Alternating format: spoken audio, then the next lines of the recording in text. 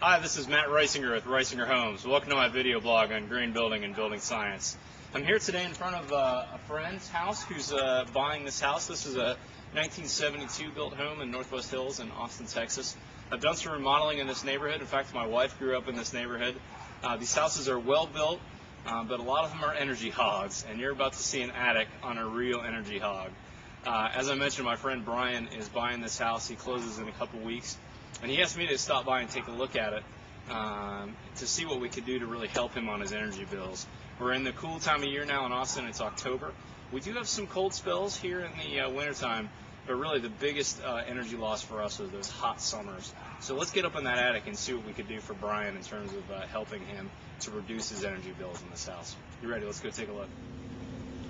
Okay, we're up in the attic now, and here's my buddy Brian. We're checking things out. He's going to be wielding the flashlight for us.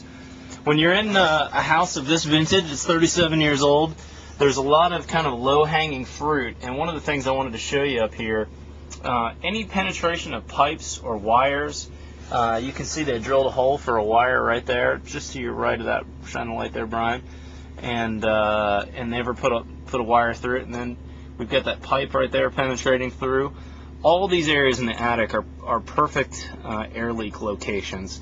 And really all it takes to seal those up is a good can of inexpensive spray foam from the home center. For $7 you can get a can of spray foam that will penetrate, that will seal all those penetrations. Shine your light back there too, Brian. One of the things you want to be on the lookout for, it's kind of tough to see back there in that maze, but there's a exhaust fan from one of the bathrooms that's exhausting into this attic.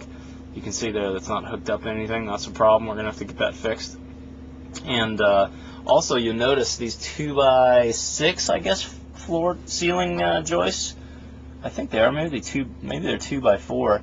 The insulation doesn't even clear the top of those 2x4 or 2x6 ceiling joists. So we've got maybe 2 inches of blown insulation here. We really need to bring this attic up to something like 14 inches of blown insulation. So we'll have a nice full blanket up here. You can see there's also a bunch of missing bays of insulation back in there. One nice thing about this vintage house, though, back in the day, they did some nice duct work, and all this duct work up here is all rigid metal duct work, which is real nice. Looks like they came back and insulated it probably at a later date, and maybe dropped this drop here in flex. So some of this work's been redone at some point, but it looks like a lot of this metal rigid duct is original. Another big loss of air and heating and cooling is this pull-down attic staircase. Let's walk over here. I'll show you this. As usual, no insulation on the sides of the staircase, and real easy for air to infiltrate around this. So this is probably a huge source of loss. In fact, you can even see inside the house real easily, right in there. Ton of air loss coming through that attic space. So when Brian comes in here with a couple cans of spray foam, hits all these penetrations, puts a nice attic cover over this, puts a nice airtight and insulated cover over the staircase, seals all these penetrations, and blows in another, let's say, 12 inches of insulation. I'd be willing to bet that his AC bills in the summertime will be half what they've been over the years.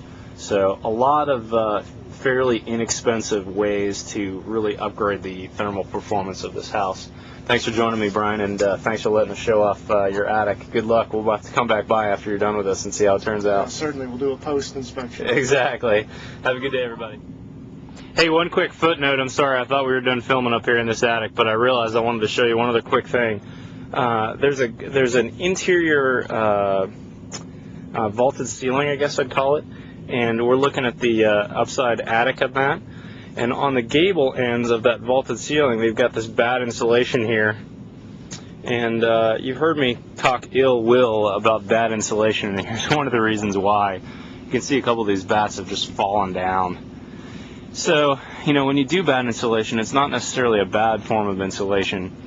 However, installation is critical to get it right when you're using bad insulation or in particular fiberglass insulation. So we already talked about the air sealing, but the other thing I wanted to mention was if you're using bad insulation or fiberglass insulation, to get the real stated R value, it needs to be installed correctly, and it needs to be held in place so it's not going to fall down later. And so as we mentioned earlier, with a little bit of work, this house has a lot of low-hanging fruit.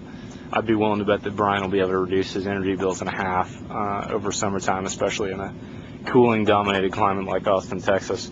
And one other thing I forgot to mention too, his ductwork up here, he had a energy audit on his ductwork, and this ductwork was losing 27% of the air that was getting pushed in there. So there was over 400 and some CFM of loss on this duct system. So sealing those ducts is going to also make a huge difference in his bills. I would easily be able to bet that by duct sealing and sealing all his penetrations of the house and blowing in some greater insulation, he's going to have some major savings next year.